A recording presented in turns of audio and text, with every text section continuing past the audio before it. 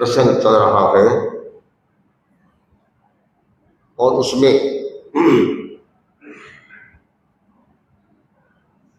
इतने दिनों तक तांबली तापस का प्रसंग चला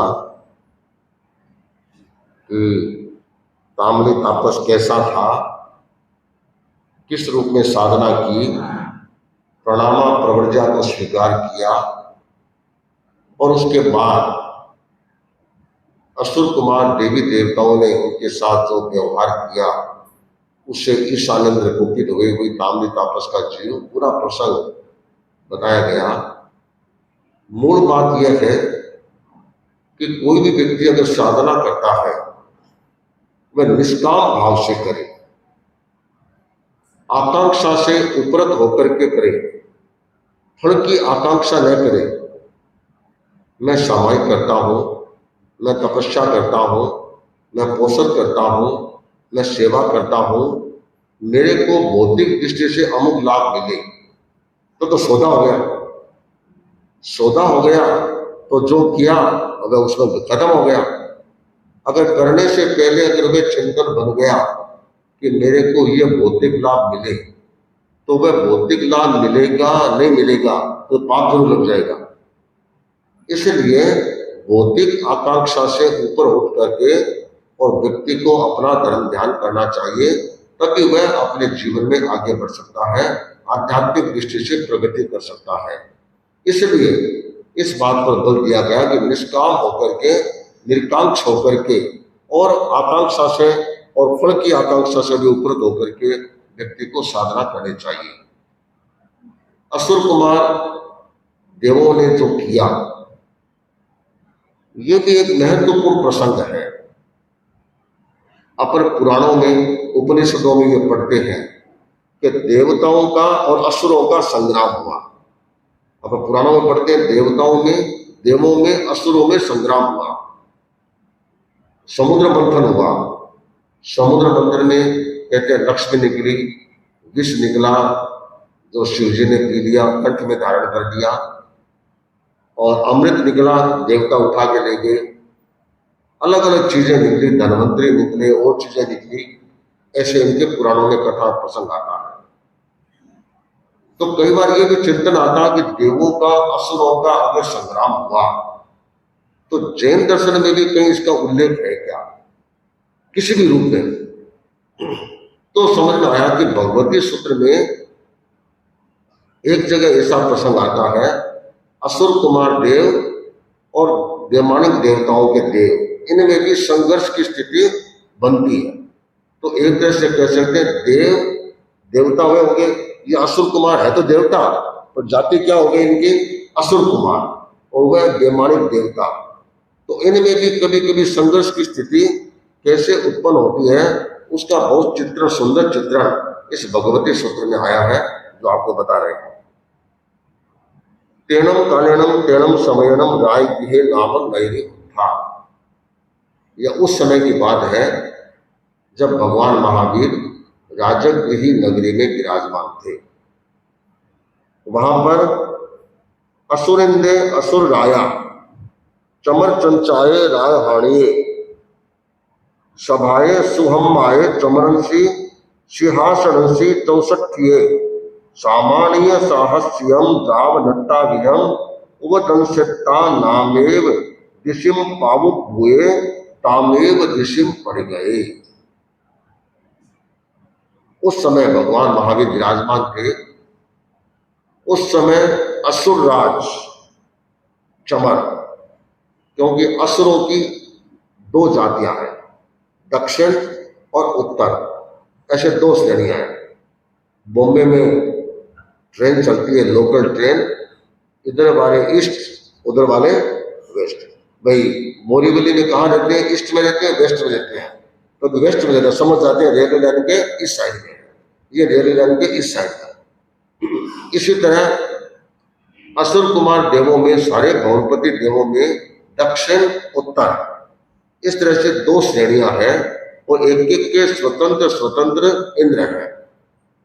तो यह चमर, इनकी राजधानी थी चमर चंचा, जैसे उन असुरों की क्या थी? बलि चंचा। इनकी थी चमर चंचा। तो चमर चंचा राजधानी में सुधर्मा सभा में उनकी जो इंद्र की जो मूल सभा होती थी उसका नाम सुधर्मा सभा।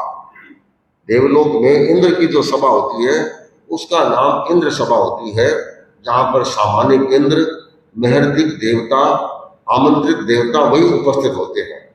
अनामंत्रित देवता वहां उपस्थित नहीं हो सकते, न अंदर प्रवेश कर सकते। तो उसी के आधार पर लाडनू में जैन विश्व भारती में जहाँ प्रवचन होता है उसका नाम क्या है? सुधर्मा सभा। इसी आधार पर उसका नामकरण सुधर्मा सभा किया गया। तो इस सुधर्मा सभा में वह अपने 64,000 सामान्य इंद्र है। इंद्र और सामान्य इंद्र क्या फर्क है? इंद्र तो एक ही होगा। सामान्य इंद्र का अर्थ होता है कि उम्र में थोड़ा फर्क तो रहता है, पर ज्यादा फर्क नहीं रहता। उम्र के हिसाब से और रिद्धि के हिसाब से और सम्मान के हिसाब से इंद्र के थोड़ा समकक्ष होते हैं, इसलिए उनको क्या कहते हैं? सामान्य इंद्र, अर्थात इंद्र के थोड़े से समानांतर रूप में होते हैं। क्योंकि इंद्र तो एक ही होगा, दो तो हो नहीं सकते। पूज्य कालमुनि फरमाते थे ना कि सब साधु आचार्य की योग्यता हासिल करो, किंतु आचार्य पद के उम्मीदवार मत बनो, प्रतिद्वंदी मत बनो, अर्थात योग्यता हासिल करो। योग्यता प्राप्त होना बहुत अच्छी बात है। कई कई संतों के साथ लगता है कि आचार्य तुल्य थे, पर आचार्य तो नहीं थे ना, आचार्य तो एक ही होंगे। तो धर्म संघ में आचार्य एक होते हैं, तो देवलोक में भी इंद्र एक ही होते हैं, किंतु उनके तुल्य बहुत होते हैं, किंतु वे चलेंगे उनके नियम के अनुसार। और प्रसंग ये भी आता है, किसी भी सामान्य इंद्र का जन्म होता है तो इंद्र स्वयं उनके विमान में जाकर के उनको जन्मदिन की बधाई देते हैं। ये एक परंपरा रही है। तो 64,000 सामान्य इंद्र है और वे मेहरदिक देवताओं के साथ वह सुधर्मा सभा में बैठा था। तो बैठने के बाद पूछा कि भाई मैं इंद्र तो बन गया, किंतु ये बताओ कि और मुझे क्या क्या करना होता है, परंपरा क्या है? तो उनमें से एक दो वरिष्ठ सामान्य इंद्र और एक पुरोहित जो होते हैं, बड़े पद पर होते हैं, वे भी आगे आए और उन्होंने कहा अपने यहाँ जो इंद्र के रूप में उत्पन्न होते हैं वे तीर्थंकरों के समूह शरण में जाते हैं वंदना करने के लिए, और वहां पर अपने रिद्धि सिद्धि का प्रदर्शन करते हैं। तो ये अब तक आपने किया नहीं है, तो आपको जाना चाहिए। तत्काल खड़े हो गए, चलो जिनको साथ चलना चलो, अपन चलते हैं वहां पर। सीधे तीर्थंकरों के समूह शरण में आए और आकर के वहां पर दर्शन किए। भगवान ने उनको जगह दिया, कभी जिये मेयम, तुम्हारा ये जीत आचार है कि तुम ये वंदना कर रहे हो।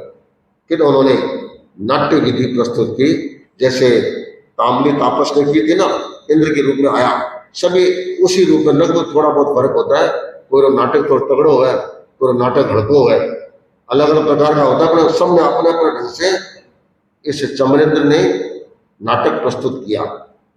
नाटक प्रस्तुत करने के बाद जैसे आया था वैसे वापस अपने चमर संचार राजधानी में आ गया।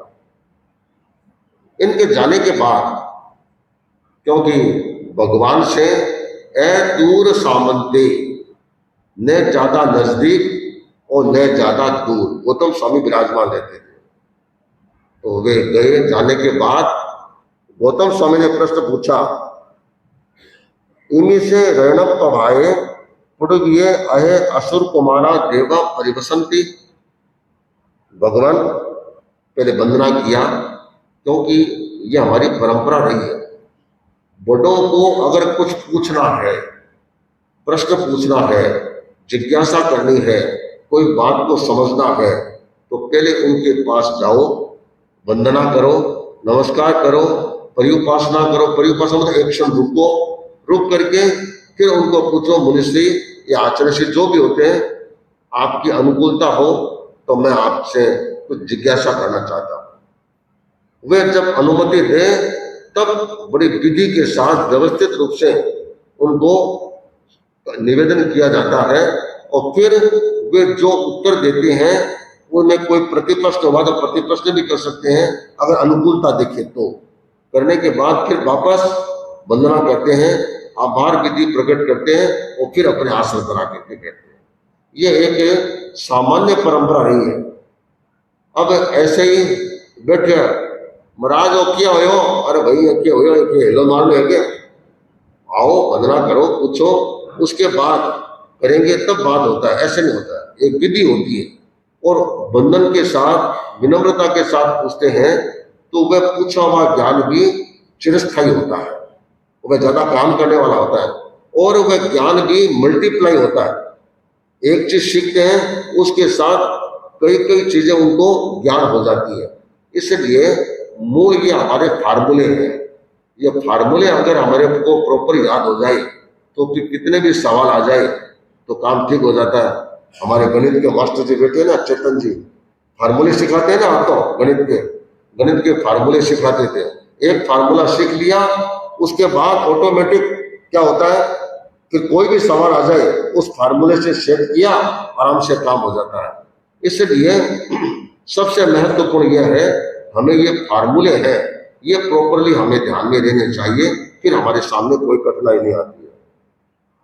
तो पहला प्रश्न पूछा गौतम स्वामी ने कि ये असुर कुमार देवता है, क्या इस रत्न प्रभा पृथ्वी के नीचे रहते हैं? अपन जहां है अभी, ये कौन सी पृथ्वी है? यह है रत्न प्रभा पृथ्वी। इसका नाम क्या है? रत्न प्रभा। इसकी छत के ऊपर अपन है, जैसे मकान बना हुआ होता है उसकी छत पर जाते हैं तो ये रत्न प्रभा पृथ्वी की छत है। इसका नाम रत्न प्रभा क्यों रखा गया कि ये ऊपर से देखें तो रत्न की तरह चमकती है, इसलिए ऊपर से जब कभी कोई जाते हैं तो ये पृथ्वी चमकीली नजर आती है, चमकीली नजर आती है। जो लोग अंतरिक्ष में जाते हैं वहां से फोटो खींचते हैं तो रात को भी ये पृथ्वी चमकती है। क्यों कि रत्न प्रभा, रत्नों की प्रभा होती है, आभा होती है, चमक होती है, वैसे चमकता है। डायमंड लगाते हैं तो वह डायमंड चमकता है, चमकेगा, तो उसके आधार पर यह चमकती है, इसलिए रत्न प्रभा पृथ्वी का नाम इसका दिया गया। तो पूछा गया क्या ये इस पृथ्वी के नीचे रहते हैं रत्न प्रभा के? तो भगवान नो इनठे समझते, गौतम तुम्हारा ये विचार सही नहीं है, वे रत्न प्रभा पृथ्वी के नीचे नहीं रहते हैं।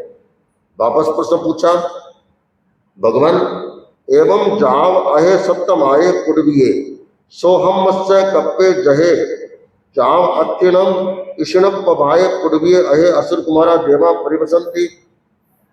भगवान फिर पूछा कि दूसरी जो पृथ्वी है, बालू प्रभा, पंख प्रभा, अलग अलग नाम है उसके, क्या उसके नीचे? नहीं, उसके नीचे नहीं, क्योंकि भगवान का उत्तर बहुत संक्षेप में होता था, बहुत संक्षेप में। सातों पृथ्वियों के बारे में पूछ दिया तो कहा कि नहीं, वहां भी नहीं है। तो मन में सोचा इतने में लोग खत्म हो गया, फिर असुर कुमार गए कहां बसेंगे? तो पूछते पूछते कहा कि ईसत प्राग भरा, फिर लोकांत में वहां पर रहते हैं। नहीं, ये भी असंगत नहीं है। अब सोचा रहे अब तो सीधा सीधा पूछना पड़ेगा। तब उन्होंने कहा तो से कहीं खायणम बनते असुर कुमारा देवा परिवसंती। तो भगवान फिर असुर कुमार देवता रहते कहाँ है? अब लाइन पर आया प्रश्न। लाइन पर आते कहा गोय माँ इन्हीं से रहना पभाए पुड़िए असुर जोयन सय सहस्त्र वाहन लाए एवं असुर कुमार देव बतब्बा। भगवान ने कहा यह रत्न प्रभा पृथ्वी है, इसकी मोटाई बहुत है। कितने मोटाई है? 1,80,000 योजन। कितनी? 1,80,000 योजन इसकी मोटाई है। इसके मोटाई, इस मोटाई के में क्या होता है, 1,000 योजन नीचे छोड़ दो। कितना? 1,000 योजन नीचे का हिस्सा छोड़ दो, 1,000 योजन ऊपर का हिस्सा छोड़ दो, उसके बीच का जो भाग है उसमें असुर कुमार देवता और देवियां उसमें रहते हैं, यह बताया। तो 1,80,000 योजन का मतलब हो गया कि अब 1,58,000 योजन, क्योंकि 1000 योजन ऊपर छोड़ दिया, 1000 योजन नीचे छोड़ दिया, उसमें वे नहीं रहते हैं। उसकी बीच की मोटाई है, उसमें वे रहते हैं। आपने जो तत्व ज्ञान सीखा हुआ है उनको पता है कि नीचे नरक भी है और ये देवी देवता भी रहते हैं। कैसे रहते हैं? वहां पर आता है अंतर प्रतर, अंतर प्रतर, अंतर प्रतर। जैसे ये फर्स्ट फ्लोर है, ये ग्राउंड फ्लोर आ गया, यहाँ पर नारकी आ गई, बीच का एक अंतर आ गया, खाली चली गई, पृथ्वी आ गई। उसके बाद दूसरी एक कोलाड़ आई, उसमें अशोक कुमार देवता आ गए। फिर वापस मोटाई आ गई, कितना 1000 योजन की, 10,000, 15,000 योजन की। फिर वापस एक खंड आ गया, एक तल्ला आ गया, वहां पर वापस अशोक कुमार देवता आ गए। फिर मोटाई आ गई, फिर नारकी आ गई। ऐसे उनके रत्न प्रभाव पृथ्वी में इस तरह से अंतर प्रतर एक फ्लोर वाइज ऐसे चलते हैं। इसमें तो एक के बाद एक है, इसमें समझ लो 2 फ्लोर के बीच में 4 इंच, 5 इंच, 6 इंच की तो मोटाई है। ये मोटाई आ गई, उसके बाद नया फ्लोर आ गया। इस तरह से ये असुर कुमार देवता और देवियां 1,80,000 योजन वाली मोटी पृथ्वी है रत्न प्रभा, उसके बीच में रहते हैं। फिर पूछा कि भगवान ये असुर कुमार देवता है, देवानम अहे गति विषय, ये असुर कुमार देवता है, क्या ये नीचे लोक में है? तो भगवान ने कहा हंता अथी, ये नीचे लोक में है। नीचे लोक का मतलब क्या होता है? 3 प्रकार लोक है हमारा। आपने ये जैन प्रतीक है ना, हमारा लोक ऐसा ही है। लोक और अलोक बोलते हैं ना, तो लोक हमारा ये जो जैन प्रतीक दिखता है, इस लोक के आधार पर इसको लिया गया है। इस लोक का सबसे बीच का जो संकड़ा भाग है, वहां पर अपन लोग है, ये तिर्यक लोक है। तिर्यक लोक ऊपर का हिस्सा जो है यह ऊर्ध्व लोक, और नीचे का हिस्सा निम्न लोक या आधा लोक कहते हैं। बीच में केवल 1800 योजन एक मध्यवर्ती पॉइंट है, सीमा रेखा है, जो अपने जम्बू द्वीप के मेरू पर्वत की जो नीचे जड़ में है मेरू पर्वत, उस जड़ में एक रुचक प्रदेश है, वहां से 900 योजन ऊपर, 900 योजन नीचे। इस तरह से 1800 योजन का जो हिस्सा है वह तो क्या है? तिर्यक लोक अर्थात मध्य लोक।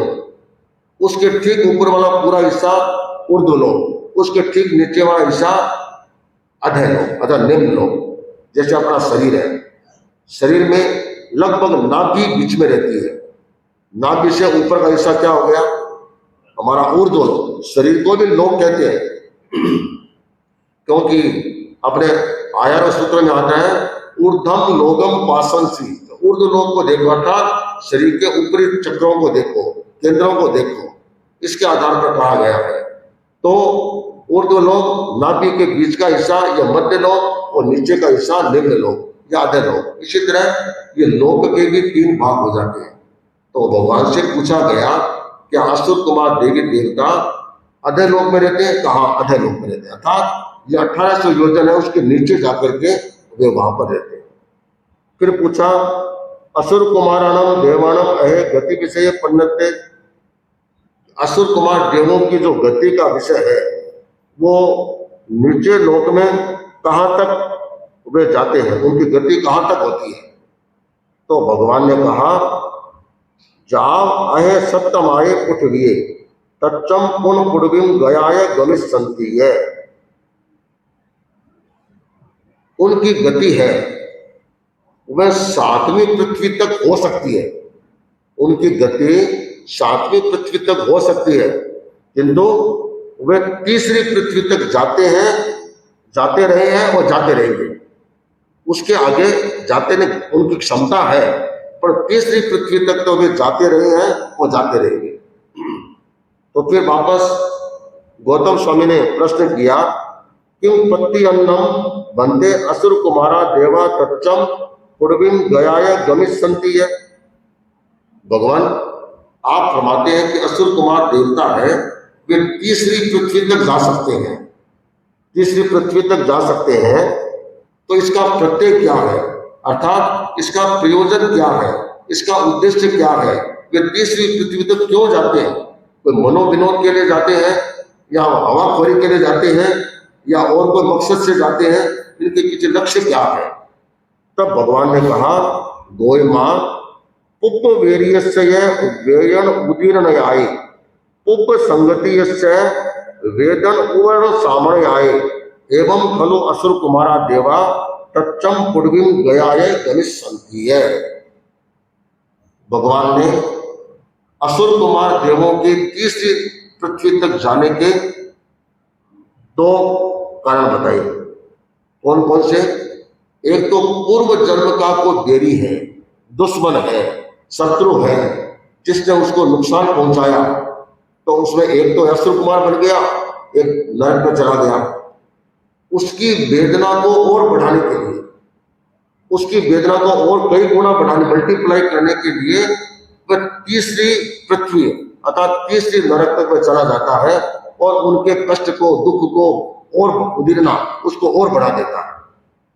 दूसरा कारण होता है, पूर्व जन्म का मित्र है, किसी कारण से नरक में चला गया, मैं उसकी वेदना को थोड़ा कम कर दूं, उसके शांत कर दूं, उसको थोड़ा साथा दे दूं, ऐसे नहीं लगा सकूं तो छोटो मोटो पंखो लगा दूं, जिससे थोड़ी हवा आती रहे, उसके कोई भी उद्देश्य से, वह इच्छा से उनकी साथा पहुंचाने के लिए, उनका वेद समन करने के लिए, ठीक करने के लिए वह नरक में तीसरे नरक में चला जाता है। अब ये तीसरे नरक में जाने की जो बात है, इसके पीछे और क्या लॉजिक है, इसकी चर्चा अपन